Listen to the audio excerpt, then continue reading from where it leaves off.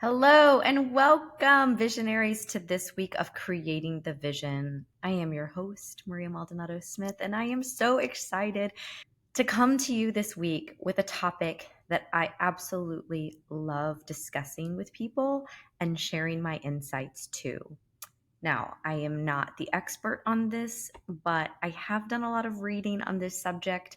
I do enjoy pouring into myself in this way because becoming resilient is something that I have been learning to do ever since I was a little girl. And one of the things I often find myself in conversation with people about is, how do I become resilient? Am I just born that way? Or do I have to have like a lot of bad crap happen in my life in order for me to flex that resiliency muscle? And the answer is no and no. We can develop resiliency even if we live the most charmed life and everything goes right for us. Because I venture to say that not everything is going right, even if you live that charmed life. But one of the ways in which we can think about becoming resilient too, especially as parents, is how we can teach our children and coach them and develop them through becoming a resilient human being from a very early age.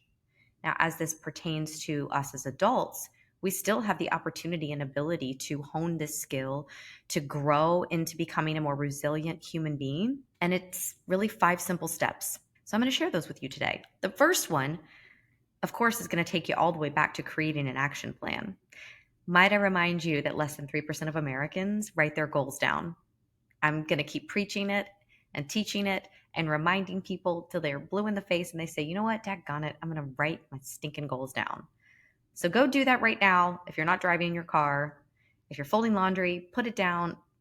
It can wait for a minute while you go and write your goals down. Because the next piece of that is my number one, which is to create an action plan. How can we become resilient individuals and people if we don't even know where we're going or where we're headed? We have to create a plan of action that is rooted in writing down your goals and figuring out how you're going to get from point A to point B. I give this talk often to corporations when I will share with them some of my resources. And one of them, when I went through the most traumatic and frustrating and horrible time of my life that impacted my family, my own sense of resiliency, my self confidence, my impression of myself in this world, was reading a book that my husband bought me because he knew that and knows that I love Sheryl Sandberg, formerly of Meta and Facebook. If you don't know who she is, she's a complete boss. And the book is called Option B, and it was written in the aftermath of her husband's untimely death while they were on vacation in Mexico. And she shares a conversation she had with a friend of hers in which she said, I don't have a plan B. If I remember correctly, it was something like, well, what's your plan? And she said, well, I don't have a plan B because my plan was to live the rest of my life with my husband and raise our children. I didn't think of the next step or what could happen. And so I'm not saying that we all need to go think about what would happen if our spouse passed away. But listen, that is why we have estate planning. It's why they tell you to create a will and a trust and all of those things to prepare for the unexpected. The point is, if we don't have a plan, we don't have a direction to go in when things change, when things go awry. So, creating that action plan is first and foremost one of the ways in which we can begin to become a more resilient human being. If I have a plan in place and I have walked myself potentially through the circumstances of what might happen, I'm going to be better equipped at handling that situation when it comes. Therefore, flexing that resiliency muscle when it's necessary. So, create an action plan. Understand where it is that you are headed. So many of us go through this life aimlessly and without cause or purpose or reason. We just wake up every day and do the things that we do, and we don't understand how we fit into the overall picture of our own life. We might spend 80% of our time with the people we work with, but we spend 100% of our time with ourselves. So it's time for us to put our action plan together and create the vision for our life. That is going to help us become more resilient. The second thing is, after you write that action plan, get started. Jump off the proverbial cliff. Make it happen. Just put a parachute on. Make it happen, guys. Get started. Move forward one step at a time, one foot in front of the other. Don't wait for a particular month or day or year to get started. Just get started. The reason that this plays into us becoming more resilient is because it's often the most inconvenient time when we choose to get started. It's typically born out of overwhelm or stress or getting fed up with the particular position or station that we're at in life and wanting to make a change. Then it becomes necessary and incumbent upon us to enact change. So just get started, create that action plan, and make it happen. The third thing are affirmations, our positive self-talk. How we speak to ourselves is so vital and important to our overall ability in becoming more resilient. How can I stay strong in the face of adversity if I'm waking up every day and telling myself that I'm worthless, that I'm incapable, that I'm incompetent, and that I don't have what it takes? How is that accomplishing anything when it comes to creating the vision for my life? It doesn't. So we have to wake up every day and trust ourselves. If you listen to an earlier episode of mine a few weeks back, I spent the whole episode, it was a short one too, talking about trusting yourself, because Barbara Walters famously said, the hardest thing you will ever do is trust yourself. But I just mentioned that we spend 100% of our time with ourselves while we are on this planet. So we got to spend that time wisely by reminding ourselves how freaking awesome we are, that we do trust ourselves, that we have what it takes, that we are capable, that we are smart, that if we don't know the answers, we'll figure it out. We'll meet the people that do. We'll dig in. We'll do the research. We'll find out the resources. We'll do some more reading. We'll visit a place that might change our minds and our perspective, but that we've got this. We've got this. So affirmations are crucial to creating resilience and becoming resilient. I've shared this quote often from Napoleon Hill of Think and Grow Rich, that the mind achieves what the body believes. Well, if I'm pouring positive affirmations and positive self-talk into my head every single day and staring into the mirror and saying, Maria, you have got this. Girl, you are intelligent, you are strong, you are capable, you are worthy. And I do that consistently every single day. And then I back it up with a Post-it note on my mirror that says those exact things in case I need a reminder or I forget, or I want to not listen to myself. I have a physical reminder in the form of a Post-it note that's on my mirror telling me, no, you are these things. You have exactly what it takes. You are the right person for this. You are smart. You are intelligent. You are driven. You know your purpose, your passion, your why. Go do the dang thing. Those affirmations are vital to becoming resilient, to accomplishing our goals, because when times get tough and we want to throw the towel in, those are the mental phrases that come to us when we need them most. When everything else externally is telling us one thing, we tell ourselves another. So don't take lightly affirmations and self-talk in a positive way. I know some people think it's woo and it's cringy and, whatever. Don't knock it till you try it. And do it consistently for a month and see what a better mood you're in. The fourth thing is to identify your stressors and your triggers. We all have them. We all know what stresses us out. We all know that when we get overwhelmed, we get burnt out, we put too many things on our calendar or our schedule, we give of ourselves too much without pouring back into ourselves, that at the first sign or sight of a hiccup or a delay or a rejection or a failure, etc., it just weighs on us and it stresses us. And it triggers emotions and thoughts and feelings that we normally would not be feeling if we weren't in that particular situation. One thing that we do know is that when we are stressed, it's typically a result of chronic stress, overwhelm, fatigue, insomnia, lack of sleep, not caring for ourselves nutritionally, and foregoing our own needs in place of putting others first. Remember, we can't pour from an empty cup. We've all heard it. But how often do you actually listen to that? How often do you actually heed that advice? I fly often. I hear the spiel. Put your oxygen mask on first before you help your child or another individual. But how often do we actually heed that advice?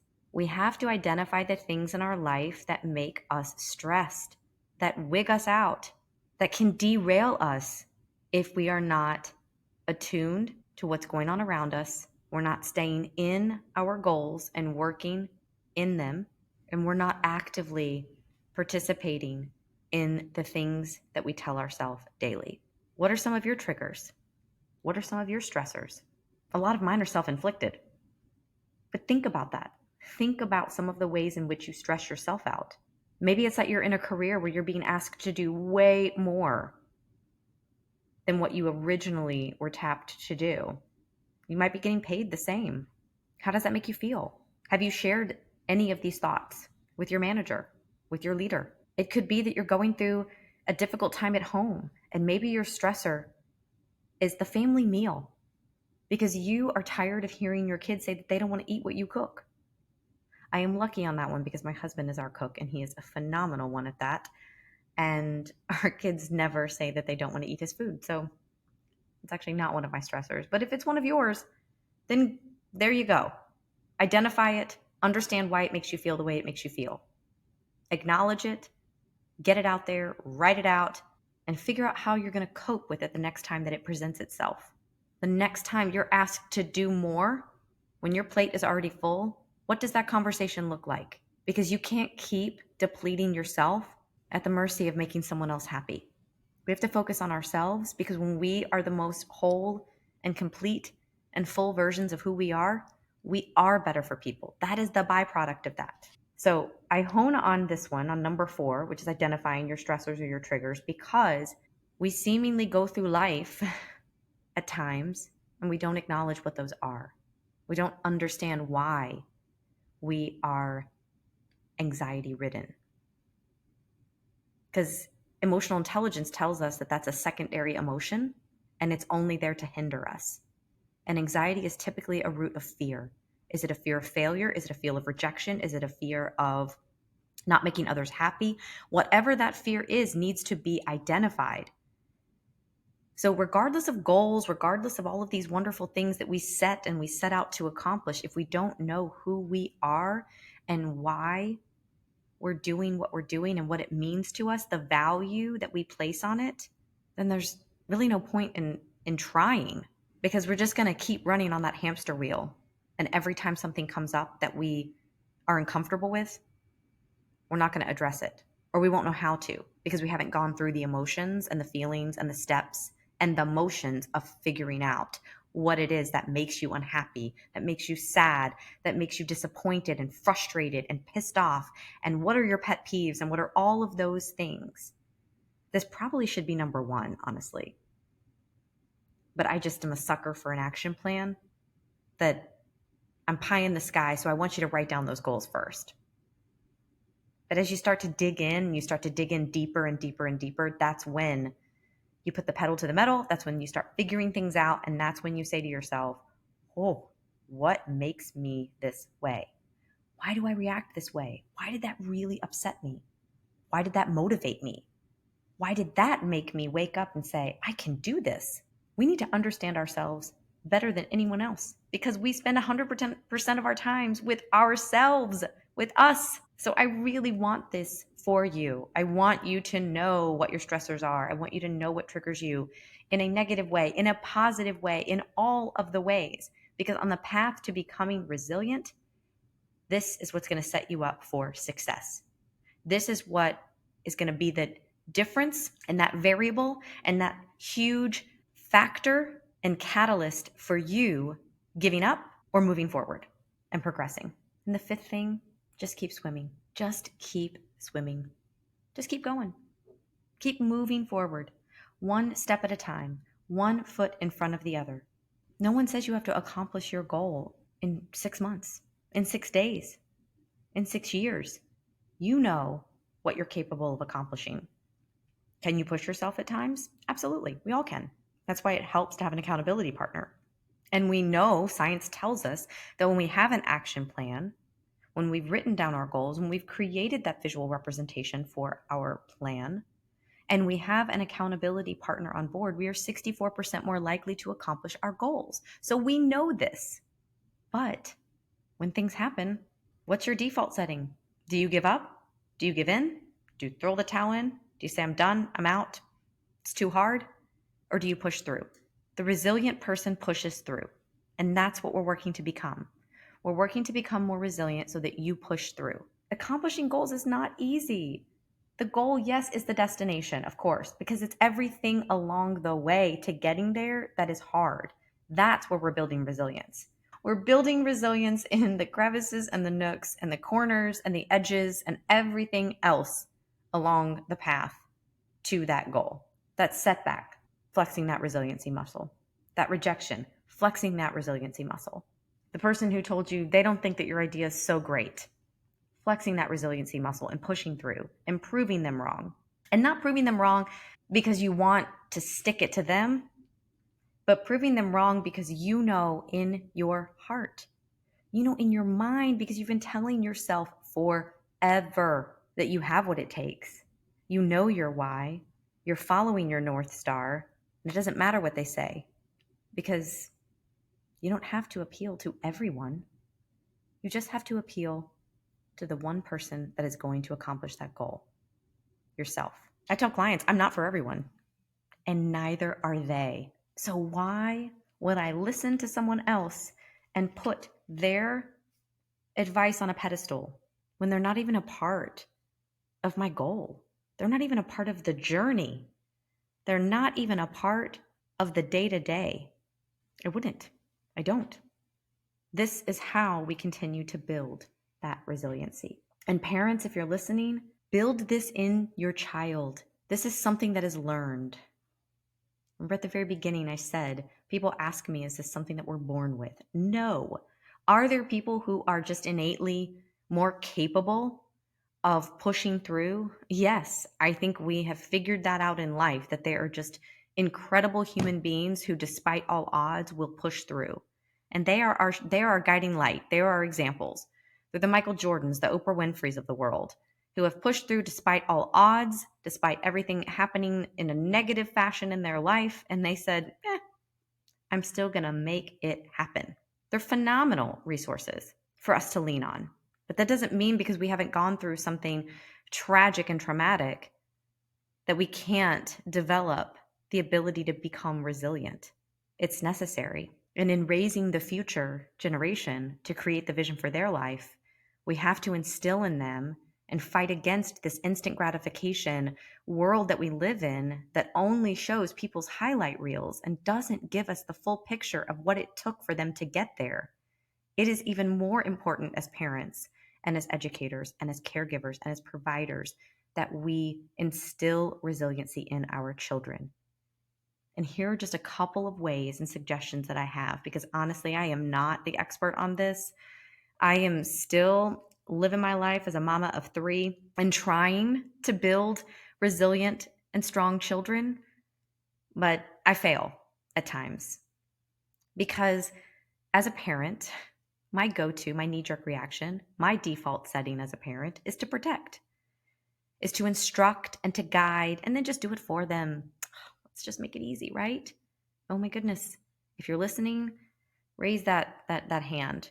We all do it. Now I've reminded myself from time to time, as our children have gotten older, at least our older two, we place a lot of responsibility personally on them. They manage their own grades. They manage conversations between their teachers. We might be copied on the email, but we're not intervening. It is only in times when we absolutely have to that we will interject on their behalf. They have to experience uncomfortable things in life, or they won't know how to navigate them when they become an adult and then they get into the working world. So, ways in which you can do this at home is allowing rejection, allowing frustration, allowing for failure. Who says we had to get all A's? Who decided that getting all A's was like this metric in life that everyone needed to achieve and strive towards? I'm all for achieving and striving for greatness, but this is a narrative that I continue to push back on when I work with children. So if your kids have ever come home and they've worked with me in a school and they've said, I mean, this lady came in today and was like, I mean, I don't really need to get all A's. I just need to learn and enjoy myself and soak up all of the information. And if I miss a question, I don't need to beat myself up. Yeah, yeah, that was me. They heard from me because my parents never placed a ton of emphasis on all A's. They placed the emphasis on, did you learn? Did you grow? Did you develop something new? Did it interest you? If it didn't, okay, but you still need to stay focused on the information. You can't fail, but at the same time, if you try your best, you apply yourself, you put the processes and systems in place to be successful and you still get a B, I'm okay with that. So no, I'm not championing and holding the flag for all the D students and the F students who don't apply themselves. But if you do your best and you end up with a C, you try your best and you end up with a B, okay. I took 2 college courses when I was in college. There were 2 courses that I got bad grades in. Both times I did not apply myself. That's the difference. We put the emphasis on the A without understanding and outlining capability, effort, energy, focus, preparation, process, and systems. When we ignore all of those and just put the focus on the A, we start to create hyper focused, stressed out individuals who are focused on the A only and perfection outside of the journey to getting there. So, as a parent, we need to reframe those conversations to one of what could you have done better? How are you doing to get there? And I'll use another example. My son, who is beautifully gifted at playing the piano. But guess what? When he doesn't practice, he sucks. He's not good. There is an outcome to the lack of practice. So then we always go back to the question of, do you enjoy it? Do you love it? Do you want to keep doing it? If the answer is no, okay. If you don't want to practice anymore and you don't want to put the effort and the time in, then okay. That's a different conversation. He enjoys doing it, but he's also 14. So I have to nudge him. We have to push him sometimes to make sure that he's practicing. And then we remind him of what happens when he does.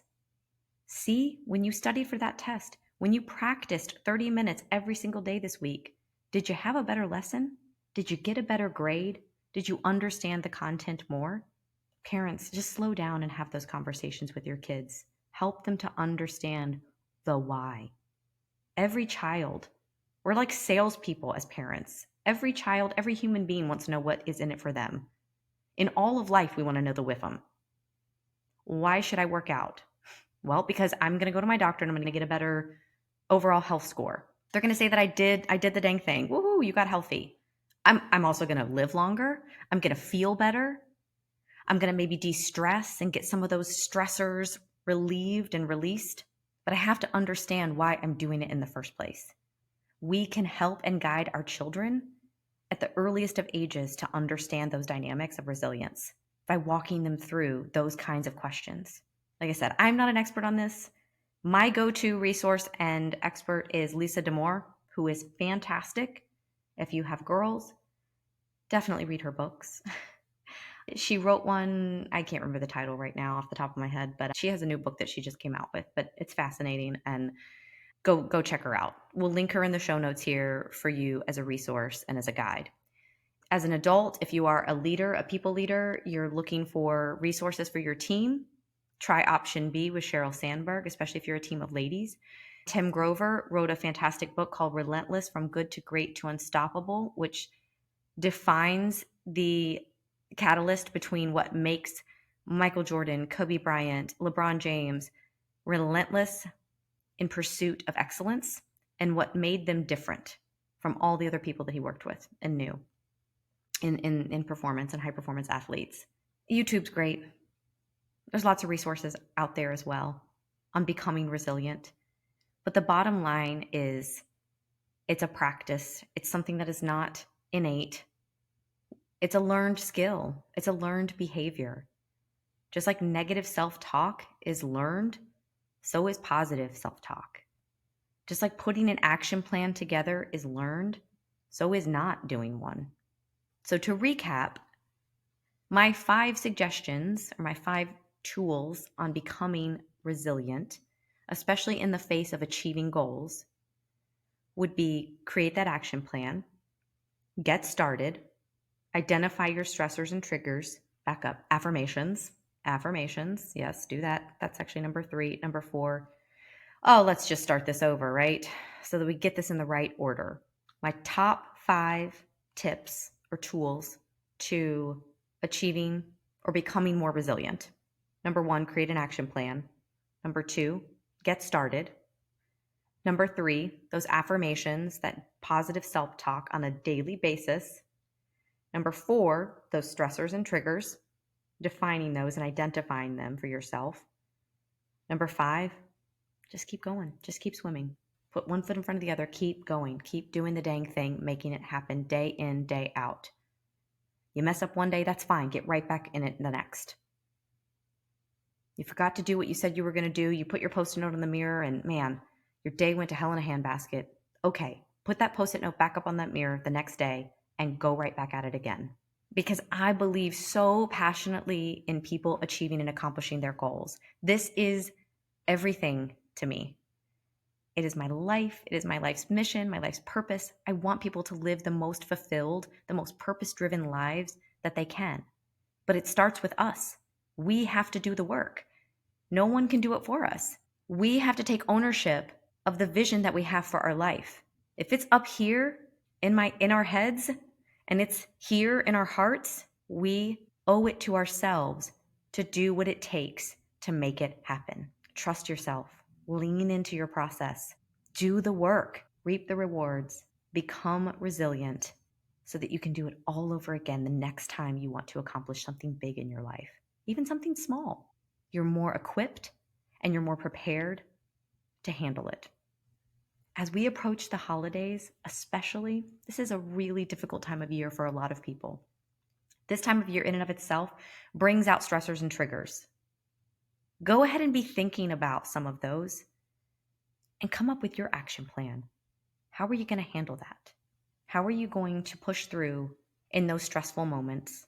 As a bonus tip before I part for this week, when you are feeling like you are depleted, when you're feeling down and need that pick-me-up, some best practices that I want to offer up or some suggestions to pouring back into yourself: go to bed early, get sleep, focus on your nutrition, dial that in. Don't eat crap, eat good, nutritious, wholesome food that is going to fuel your body in a positive way, that's going to put the stamina and energy and ability in your mind for you to think in a positive way, because that does affect us. I want you to exercise. That's going to look different to anyone and everyone. It's going to look different. Watch a movie, meditate, pray, do yoga, get outside, go for a walk in nature, laugh with a friend, join a local community or group of people that you're aligned with and that have similar likes. Or if you really want to get out of your comfort zone and challenge yourself, then go join a group of people that you've never been around. Travel to a new place. But think through ways in which you can overcome some of those difficult moments that you might be approaching this holiday season. Because outside of goals and outside of journeys and habits and all of that, the holidays do bring about a unique set of stressors and triggers for millions of people across the world. And in order to become more resilient, we have to identify what those are. And then we can apply those same types of practices and approaches to how we accomplish our goals, how we move through our day-to-day to get to where we want to go. And if all else still fails, shoot me a DM, send me an email, connect with me online, and let's chat it out. Let's talk it out. I will be your hype woman. I will be your number one cheerleader. I am an Enneagram 7 enthusiast, if you have not realized before now. So I am ultimately driven by helping other people become the best version of themselves. Because I truly believe that our world would solve all of its problems if we were completely dialed in and tapped into who we are, what we want, where we're headed. And when we create the vision for our life and see ourselves living the life we always wanted and dreamed of and dream of, then we are our most authentic version of who we were made to be. Thank you for listening this week. And I hope that these tips and resources and tools provided some valuable insight into ways in which you can stay resilient and become more resilient. And hopefully, you will work on some of these with your family as well, because you are a team unit. And the more that you can empower and grow your family to grow together and to teach each other and to learn from each other and to push through when times get tough, it strengthens everything about our society. And I truly believe that our children are the future of our world. They're the ones that we need to be pouring into consistently and continuously. But if we're not doing that for ourselves, we can't do it for them. So that's why I really want you to create the vision for your life.